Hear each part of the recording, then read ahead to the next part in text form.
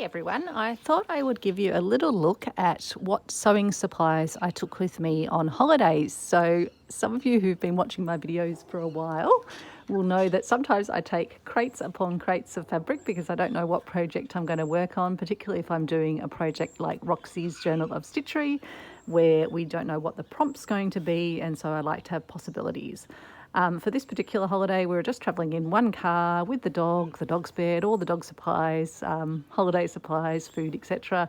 So I had to pack a bit more compactly. So I thought I'd share what I've done for this trip. So because I am working on the Roxy Journal of Stitchery piece and I'm actually putting it all together into a larger wall hanging, I brought those pieces away, but before the trip I pinned everything in place and clipped everything in place. So I've got all the fabrics that I can gradually work on stitching down. So I'm partway down the process of stitching down the base fabrics on this panel. Oops, I just poked myself with a needle. And then I've just got my other panel as well. So those took up a bit of room, but I had them all rolled up and just in a larger fabric bag. Now these are my actual, I guess, sewing supplies. So we'll call the other bit the project supplies.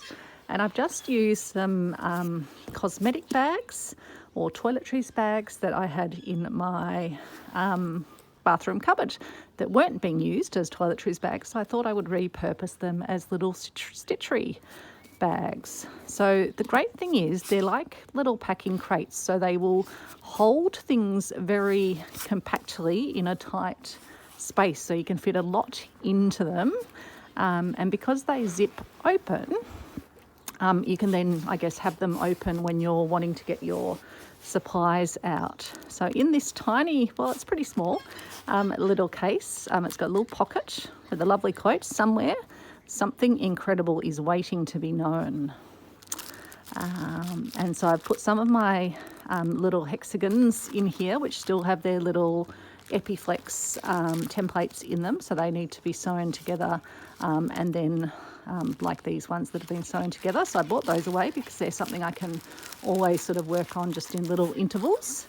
And then I brought a selection of just little bits of fabric. This one I'm thinking I'll use for if we get a prompt to create a label for Down the Garden Path for the Roxy Journal of Stitchery. I thought I might use that on one of my pieces.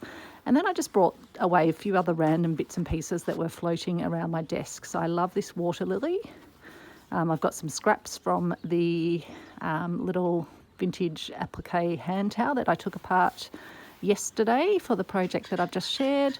I've got some laces, some of my other seed packet prints, some little appliques, some other bits of embroidery, some more lace, some other little table mats that have lovely applique on them, a cut out piece of embroidery, a little lacy doily, some other little cutouts that I thought might end up on my Roxy Journal of Stitchery piece, some laces, a little piece of ribbon embroidery, and then some more laces and some beads and some more laces down the bottom, a black beaded piece, some more beaded pieces, some more laces,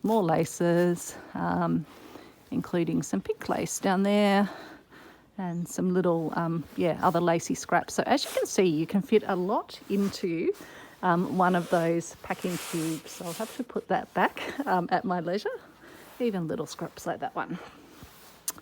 And then in this one, it's got 3 zips, and I've actually used 2 further little packing cubes in the middle of this one. So just put that to the side. So these were ones that just came with a foundation and some other mineral powders, but they're a great little packing cube. So this one I've got my friction marker and it's got a little elasticized bit there. I've got some other bits of fabric in this one, which I think I probably just popped in at the end. I'll actually transfer them over to the other one. I've got my little beehive stitchery piece because I've still got the opportunity to do more slow stitching around it. This one won't be going in my Roxy Journal of Stitchery unless we end up with a prompt of beehive for the last prompt.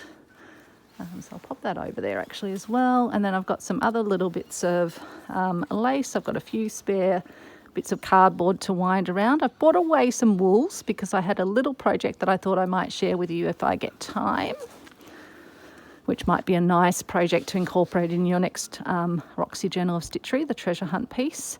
And then I had some strips of fabric that coordinate with the fabrics that I used in my background for my Roxy Journal of Stitchery. And I thought I might turn some of these either into Suffolk puffs or into little hexagons to add to the piece. So I've got just, scraps from that, some other smaller scraps from the reverse art truck. And these are scraps as well from the Roxy Journal of Stitchery. And then I've got some pre-cut circles, which I use for the Suffolk puffs. And then I've got my template for the Yorkshire button, which is what I'm thinking I might share with you in another video. And then I've got my Epiflex little hexagon template, some extra ones, and then some other bits of fabric in here as well that I thought I might end up using on my Roxy Journal of Stitchery, some lovely little feathers as well. So again, quite a lot can be squeezed into a small space. So it's got fabrics and wools and a few spare bits of card as well. So that one would have actually had some more room to, in fact, actually I did have those other bits in there, so I might actually return them because I don't think I'll squeeze them into the other one. So we'll move that over there. And then in this one, so much squeezed in. I've just got a selection of threads, got another friction marker, a regular marker, a little plastic bag in case I need it, and then a good selection of threads wound on card. So that's just filled up with all different threads, including vintage crochet threads, and then I'd picked out threads that I thought I would likely want to use on my Roxy piece, as well as then just another colour selection of those. So that's in there, because I never want to run out of having threads that I want to use.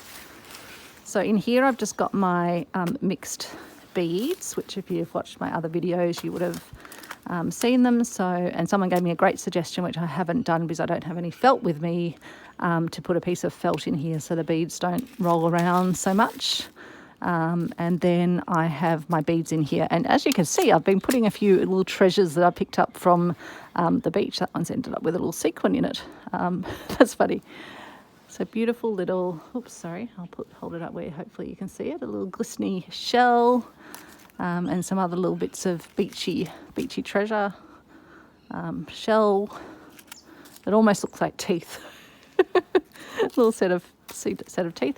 And I love collecting bits of driftwood, so this is just a beautiful piece of really worn driftwood. So who knows, that may even end up in my Roxy Journal of Stitchery Volume 4 Treasure Hunt. So that's beads and other treasures, and they just clip and it pushes down. So that's in that section. I'll just zip that up so we don't end up dropping beads down off the balcony.